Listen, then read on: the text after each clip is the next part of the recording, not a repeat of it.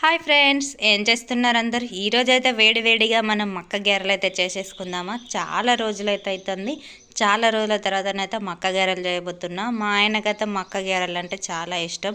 పాపం ఇది వరకే ఒక 2-3 సార్లునైతే కంకులు అయితే తీసుకొచ్చిండు. ఇక వీళ్ళు కాక నేనైతే చేయలేదు. ఇక ఈరోజైతే తీసుకొచ్చుకో చేసి పెడతా అన్నాను, తీసుకొచ్చిండు. ఫైనల్గానైతే నేను మక్కలన్నీ రుబ్బేసుకున్నా. అందులో కరివేపాకు అయితే చాలా వేయమంటాడు మా ఆయన, కరివేపాకు పిచ్చి చాలానండి. కరివేపాకు వేసి అన్నీ వేసేసుకున్నా. ఇలా కలిపేసుకొని మంచిగా మెత్తగా కలుపుకోవాలి. మక్క గారెలు అంటే ఇష్టం ఉండని వాళ్ళు ఎవరు ఉంటారు చెప్పండి? ఇటు వర్షం పడుతుంటే ఇటు గారెలు వేడివేడిగా తింటుంటే సూపర్ ఉంటుంది కదండి. టేస్ట్ అయితే సూపర్ ఉంటాయి. మక్క గారెలు అంటే చాలా ఇష్టం. అలాగే ఇవైతే కొనుక్కొని తింటారు కదండి. ఒక్క గారె కట్ చేసి అయితే ఇట్లా 5 రూపీస్ అలానైతే ఉంటాయి బయట హోటల్లో కానీ, బయట ఇట్లా అమ్ముతారు కదా బండి మీదనైతే.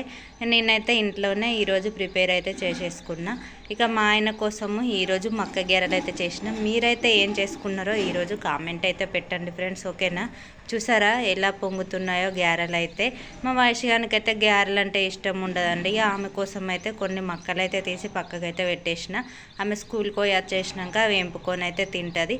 మా కోసం అయితే నేను గారెలు అయితే చేసుకున్నా. చూసారా ఫైనల్గానైతే మన గారెలు అయితే అయిపోయినాయండి. చూసారా ఎలా వచ్చాయో? మీకు కావాలి అనిపిస్తుంది కదా, ఎందుకు ఇంకా ఆలస్యం? అలా మక్క గారెలు చేసేసుకోండి మరి, కంకులు తెచ్చేసుకొని, ఓకేనా?